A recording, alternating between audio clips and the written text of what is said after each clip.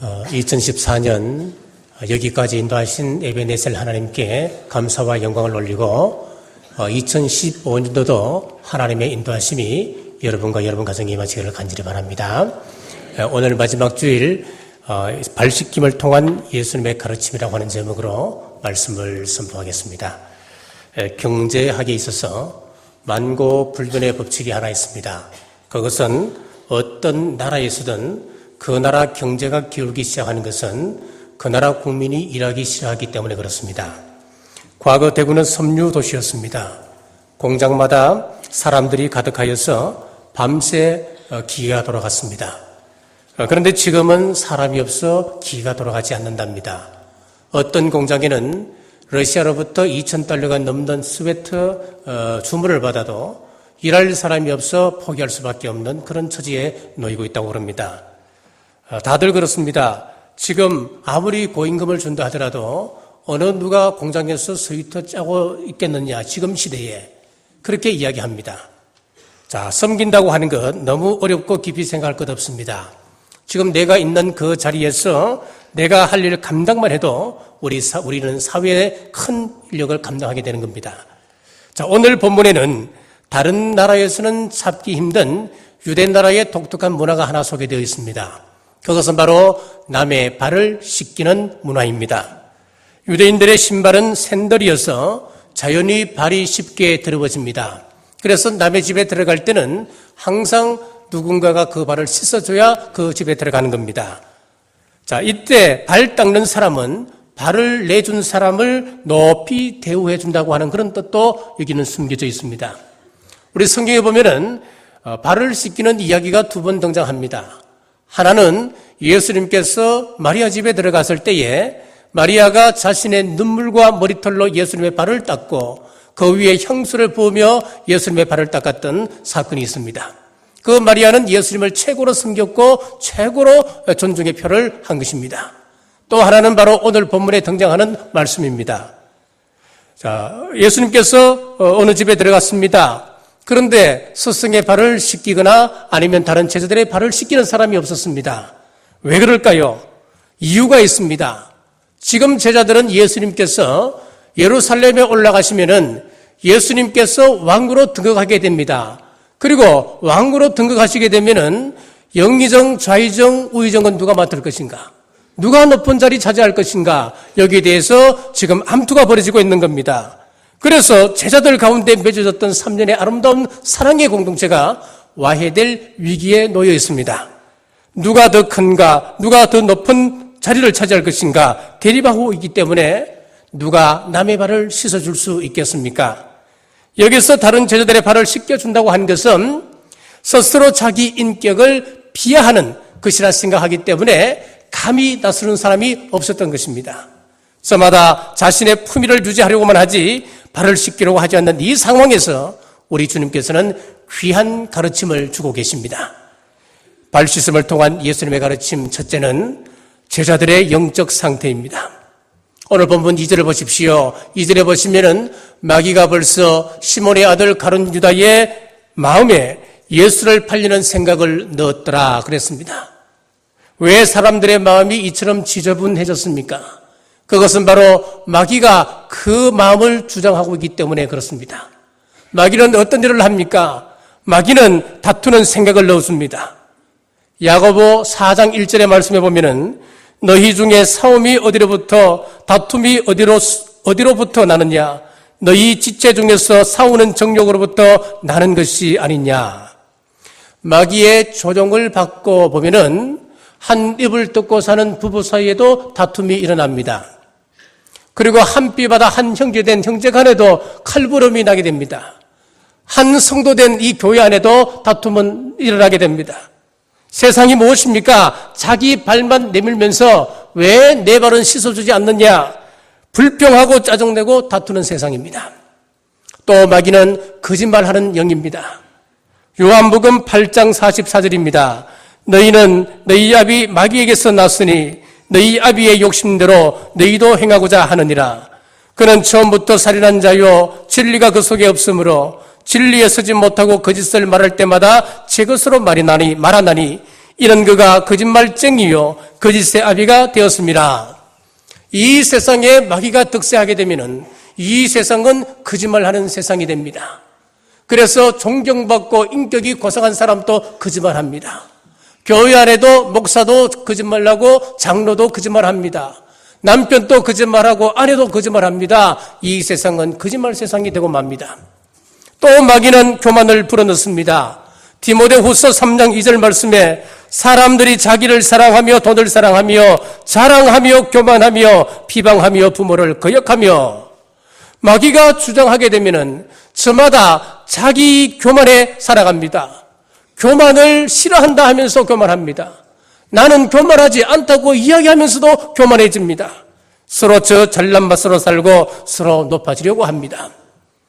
지금 예수님은 십자가에 달리셔서 돌아가실 것 생각하고 이 사건을 통하여서 이 현장 속에서 제자들에게 무엇을 가르칠까 생각하고 계신데, 제자들은 그것도 모르고 예루살렘에 올라가면 예수님은 왕으로 등극하시고 누가 높은 자리 차지할 것인가 서로 자리 다툼하는 꼴불견이 연출되고 있는 겁니다.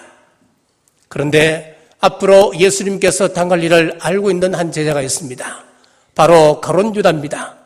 그는 은삼심장에 예수님을 팔아넘겼습니다. 당시 일반적인 통례로 보면은 스승이 십자가에 못 박히게 되면은 그를 따르는 제자들도 함께 십자가에 달리는 것이 일반적인 통례였습니다. 그렇다고 한다면 지금 자리 다툼하고 있는 이 제자들도 예수님과 함께 십자가에 못 박혀 죽어야 할 사람들입니다. 자, 가룟 유다는 그 손에 은삼십냥을 가지고 있습니다. 이 은삼십냥은 예수님을 팔아넘긴 대가라기보다는 이 속에서 자기 생명을 보장받는 보증금과 같은 것입니다. 권리증입니다. 이 권리증을 가진 가룟 유다가 다른 제자들을 보면서 무슨 생각을 했겠습니까? 이 한심한 사람들아, 예수님께서 십자가에 곧 못 박히신다. 예수님께서 십자가에 못 박히시면은 너희들도 같이 십자가에 달려 죽는다. 이 한심한 인간들아, 그런 생각을 가지고 지켜보고 있지 않겠습니까? 죽음을 준비하고 계시는 우리 예수님, 그리고 은삼십냥을 손에 들고 빠져나갈 궁리를 하고 있는 가룟 유다, 그리고 예수님께서 왕으로 등극하시면은 누가 더 높은 자리에 차지할 것인가 지금 자리 다툼하고 있는 이 제자들, 서로 전혀 다른 가운데 긴장감이 팽배해 있습니다. 이 순간 우리 예수님께서 만찬을 드실 수가 없었습니다. 빵이 넘어가겠습니까? 포도주가 넘어가겠습니까? 내가 죽은 이후에 이들이 정말로 기독교가 무엇인가 제대로 이해할 것인가? 신앙생활을 하는 것과 예수님의 제자로서 이 세상을 살아간다고 하는 것을 과연 저들이 제대로 이해할 것인가? 3년 동안 내가 지극정성으로 그들을 인도하여서 하나님의 복음의 비밀을 친히 깨닫게 해주셨고, 그리고 성령님이 임하시면은 이 땅에 교회가 세워지고 교회를 통하여서 그들을 통하여서 이 세상을 정복해 나가야 될 이 제자들의 이 모습, 지금 우리 주님의 가르침과는 너무나 동떨어진 모습 아니겠습니까? 그래서 우리 주님께서는 마지막 식탁의 자리에서 기독교의 본질을 가르치시고자 하십니다. 성도 여러분, 그때 제자들의 생각이나 오늘을 살아가고 있는 우리들의 생각은 일반입니다. 똑같습니다. 차이가 없습니다. 우리 인간들은 저마다 대우받고 싶어 합니다. 그래서 이런 인간 심리를 이용하는 것이 기업의 마케팅 전략입니다. 요즘은 기업들이 이 서비스에 목숨을 겁니다. 그래서 서비스에 성공하면 그 기업은 성공하고 실패하면 실패하는 겁니다. 고객은 왕입니다. 왕같이 모셔드릴 테니까 우리 가게에 와서 물건을 사가십시오. 그래서 요즘은 백화점에 가서 물건을 사지 않아도 인사받고 오는 곳이 백화점입니다. 이런 문화에 조금씩 익숙해지다 보니까 교회 안에서도 성도들도 마찬가지입니다. 이런 서비스를 교회에서 받아야 된다고 생각합니다. 하나님을 잘 섬기고 예배 드리는 일보다도 교회가 나를 어떻게 대우하느냐, 여기에 더 관심을 기울입니다. 그래서 교회가 조금 덜 신경을 쓰면은 대우받지 못한다고 느끼기 때문에 내 기분이 상한 겁니다. 내 마음이 불편해지는 겁니다. 사랑하는 성도 여러분, 2014년도를 보내면서 우리는 섬김 받는데 익숙해져 있지 않았는지 우리를 돌아보고 2015년도에는 내가 먼저 섬기기로 결단하는 여러분 되시길 주의 이름으로 축복합니다. 발시섬을 통한 예수님의 가르침 두 번째는 섬김의 원리입니다. 본문 4절에서 5절 말씀 보십시오. 저녁 잡수시던 자리에서 일어나 겉옷을 벗고 수건을 가져다가 허리에 두르시고 이에 대야에 물을 떠서 제자들의 발을 씻기시고 그 두르신 수건으로 닦기를 시작하여. 우리 예수님의 가르침의 본질은 섬김입니다. 누가 누구에게 발 씻는 겁니까? 누가 누구를 섬기는 것입니까?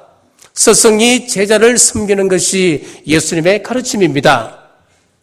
높은 자리에 있는 사람이 낮은 자리에 있는 사람을 섬기는 겁니다. 가진 내가 가지지 못한 너를 섬기고 잘난 내가 잘나지 못한 너를 섬기는 것이 우리 예수님의 가르침이십니다.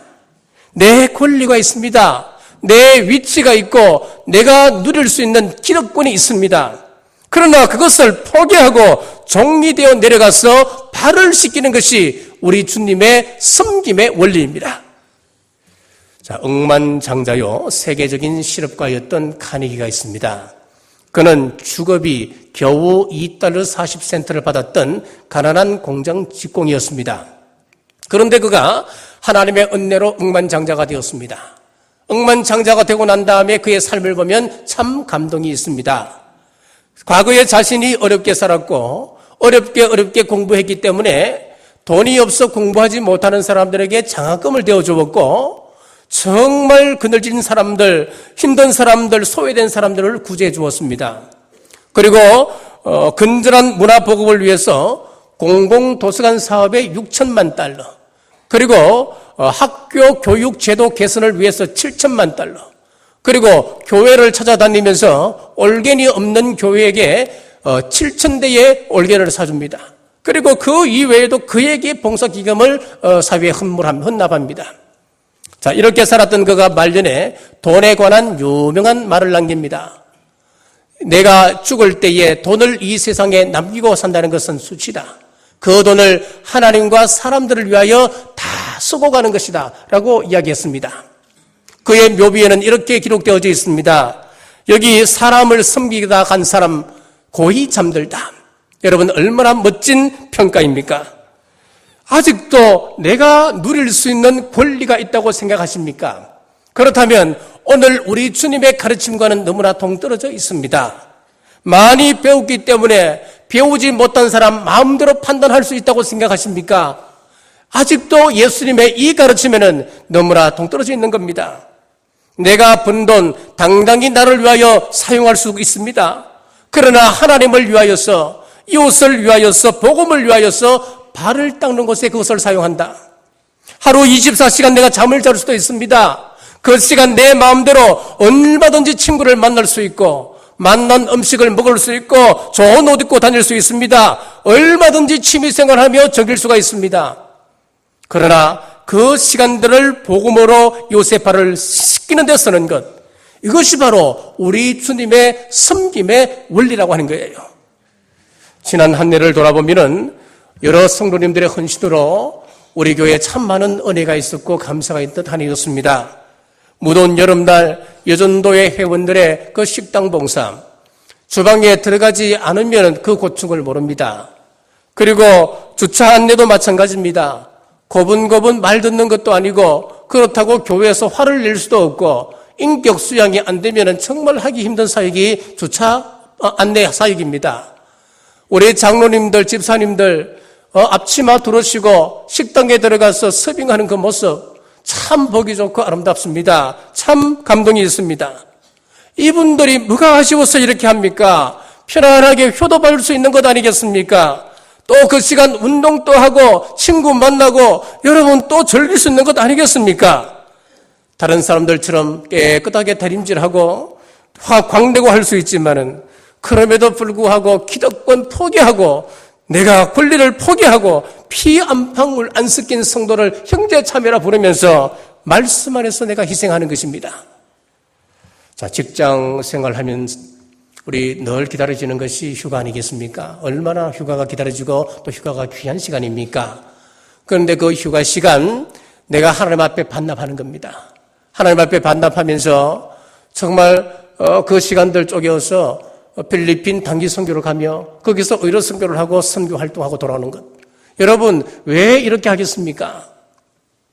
자, 2014년도 우리 교회를 통해서 하나님께서 분명히 큰 영광 받으신 줄 믿습니다. 우리 2015년도에도 내가 남부교회 성도된 것이 자랑스럽다. 내가 남부교회를 통하여서 하나님의 은혜를 받아들이고 남부교회를 통하여서 자자손손 하나님의 축복을 우리가 전수시킨다. 여러분, 고백하시기에 부족함 없는 2015년도 만들어가시길 주님의 이름으로 축원합니다. 무엇보다도 우리 남부교회를 섬기는 것이 행복하고 우리의 섬김을 통하여서 다음 세대에 더욱 아름다운 교회, 그리고 성경적으로 성경에 기록된 성경의 원천을 찾아가는 교회, 그리고 오직 예수님만 증거하는 교회에 물려줄 수 있도록 더욱 힘쓰는 우리 교회 되시길 주의 이름으로 축복합니다. 발식임을 통한 우리 예수님의 가르침 세 번째는 회개의 원리입니다. 자, 9절 말씀입니다. 시몬 베드로가 이르되 주여 내 발뿐 아니라 손과 머리도 씻어 주옵소서라고 했습니다. 이때 우리 주님께서 무엇이라 말씀합니까? 10절입니다. 예수께서 이르시되 이미 목욕한 자는 발밖에 씻을 필요가 없느니라. 온몸이 깨끗하니라. 너희가 깨끗하나 다는 아니니라 하시니. 자, 여기서 목욕한다라고 하는 말씀이 나오고 발을 씻는다 하는 말씀이 나옵니다. 목욕한다라고 하는 것은 신학적인 용어로 보면 속죄입니다. 우리가 예수님을 믿고 죄 씻음 받아서 하나님 앞에서 의인이 되었습니다. 그리고 발 씻는다고 하는 것은 회개를 이야기합니다. 목욕을 해도 발이 계속해서 더러워질 수밖에 없는 것처럼 구원받아도 내 속에 여전히 남아있는 이 죄성 때문에 우리는 날마다 죄를 지을 수밖에 없습니다. 때문에 날마다 우리가 발을 씻듯이 우리는 날마다 순간마다 회개의 삶을 살아야 합니다. 그래서 예수님께서는 우리 곁에 물동이를 놔두고 계시고 수건을 놓고 기다리고 계십니다.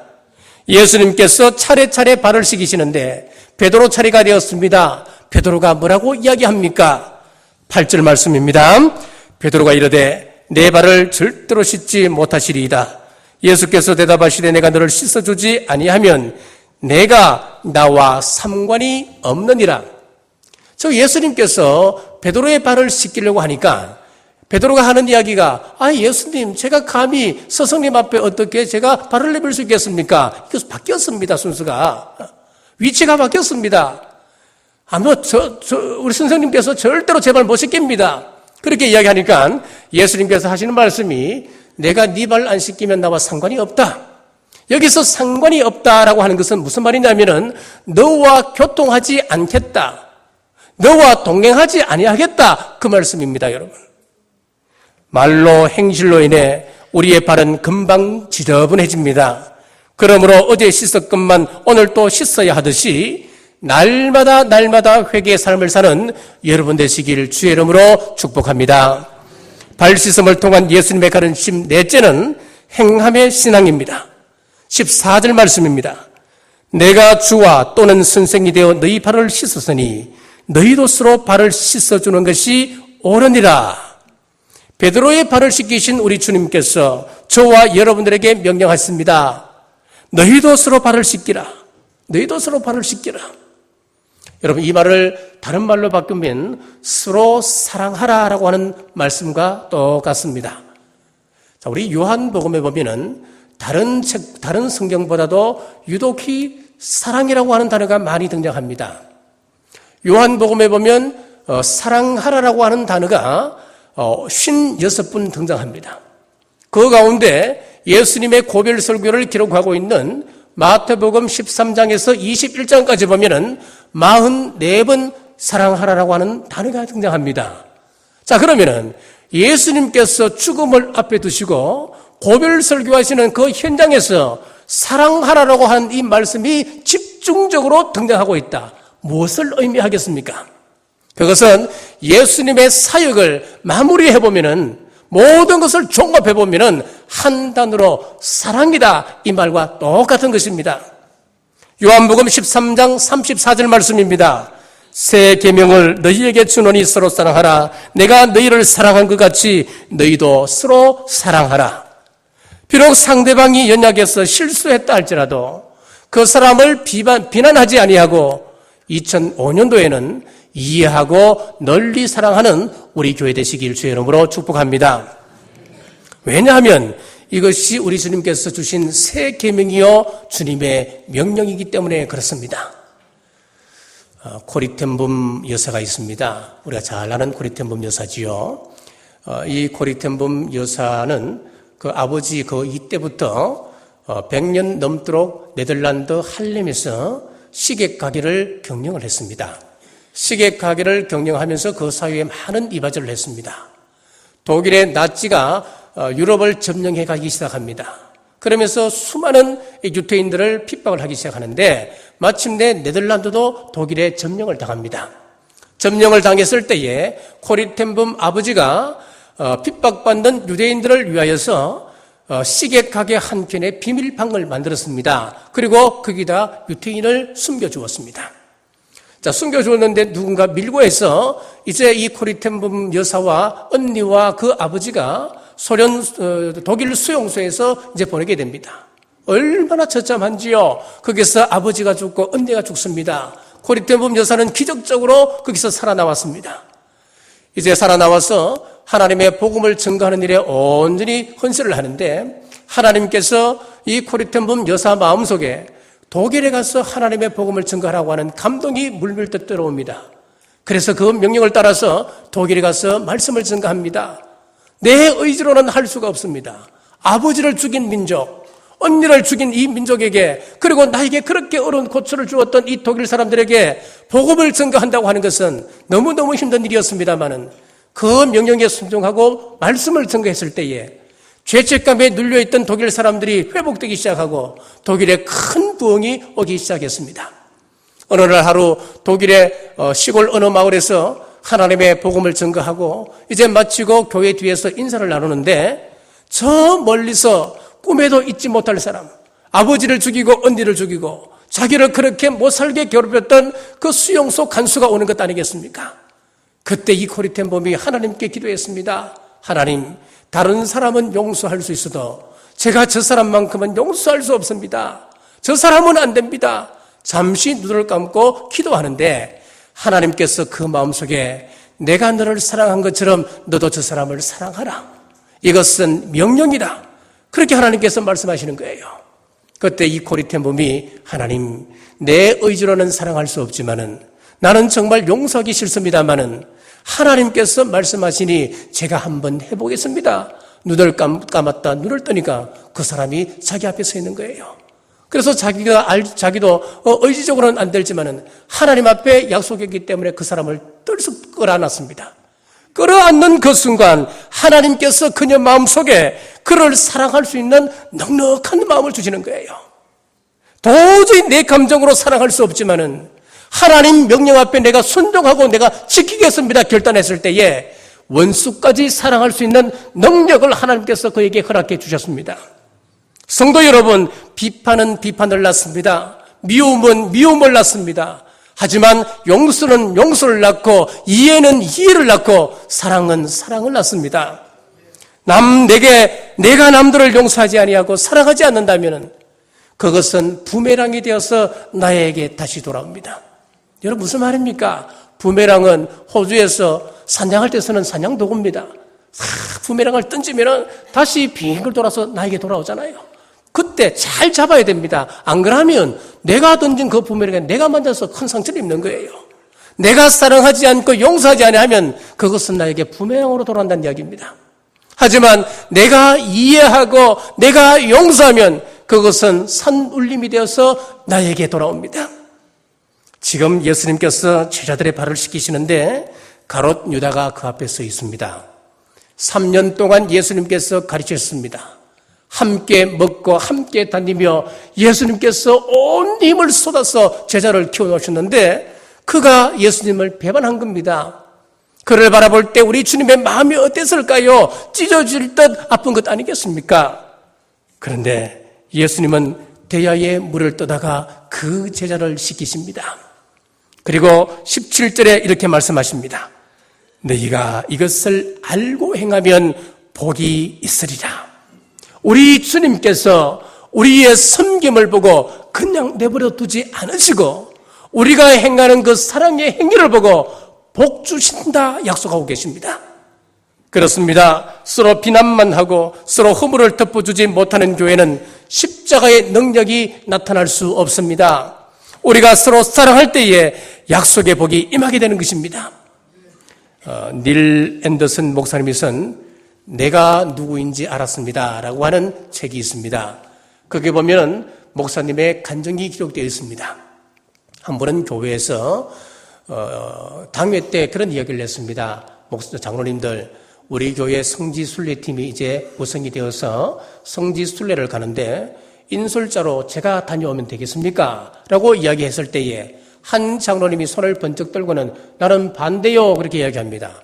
그 반대하는 이유를 들어보면 가관입니다. 어떤 이야기냐 하면은 성지순례단 즉 여행객들 20명 이상이 모여지게 되면은 그 팀에게는 무료 티켓이 하나 나오잖아요. 무료 티켓이 나오면은 그 무료 티켓은 목사님 몫으로 돌아갈 것이니까 나는 반대합니다. 어처구니 없이 그런 반대의 이유를 드는 것입니다.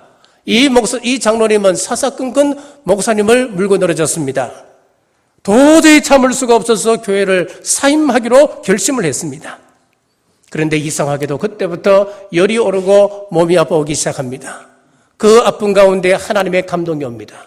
네가 그 장로님에 대한 정오심 때문에 주님의 몸된 교회를 사임한다고 하는 것 말도 안 된다는 거예요. 그것은 잘못된 결정이라는 겁니다. 그래서 목사님이 깨닫고 회개하고 그 장로님을 용서하기로 결단하고 그 주에 강들에서 말씀을 증거했는데 성도들이 은혜 받는데 마치 부흥회 때와 같은 그런 은혜를 받더랍니다. 성도들의 변화도 놀라웠습니다마는 더 놀라운 것은 자기 자신의 변화였습니다. 자기 마음속에 더 이상 괴로움이 없어졌습니다. 그 장로님을 향한 정보심도 사라졌습니다. 그 후에 하나님께서 강하게 붙드는 목회를 해 나갈 수 있었다라고 하는 그런 간증입니다. 주님의 명령 따라서 내가 먼저 그를 용서하고 섬기고 사랑하면 하나님께서는 나를 살려주십니다. 내 심령이 살아납니다. 내게 기쁨이 넘칩니다. 이것이 바로 우리 주님께서 말씀하고 계신 복입니다, 여러분. 왜 짜증스럽고 불만이 쌓이고 원망하고 미워지고 또 용서가 안 됩니까? 섬기지 못하는 죄들처럼 우리가 그런 상태에 놓여있기 때문 아니겠습니까? 지난 2014년을 돌아보며 우리가 먼저 섬기지 못한 것 회개하시고 2015년도에는 먼저 형제의 허물과 죄를 용서하기로 결단하십시오. 더 잘 섬기고 더 잘 사랑하고 더 적극적으로 용서하고 상대를 지지하고 격려하고 세워주셔서 우리 주님 약속하신 약속의 복을 누리는 남부교회 그리고 여러분 가정 되시길 주님의 이름으로 축복합니다. 기도하겠습니다. 아버지 하나님, 지난 한 해를 되돌아보며 하나님의 사랑을 깨닫고 결단케 하심을 감사합니다. 주님은 우리를 여전히 사랑하시건만 저희들은 그 사랑을 멀리하고 불신하고 배반하면서 살아왔던 지난날의 어리석음을 용서하여 주옵소서. 이제 참사랑의 의미를 알고 사랑의 사람이 되어 사랑의 눈으로 세상과 이웃을 보며 주님처럼 먼저 섬기는 우리 온 성도들이 되어서 기쁨이 충만한 경주 남부교회 되게 하옵소서. 주님께 귀히 쓰임받는 준비된 교회, 마지막 때 주님께서 마음껏 사용하시는 우리 교회 되게 하여 주시옵소서. 예수님 이름으로 간절히 기도드리옵나이다.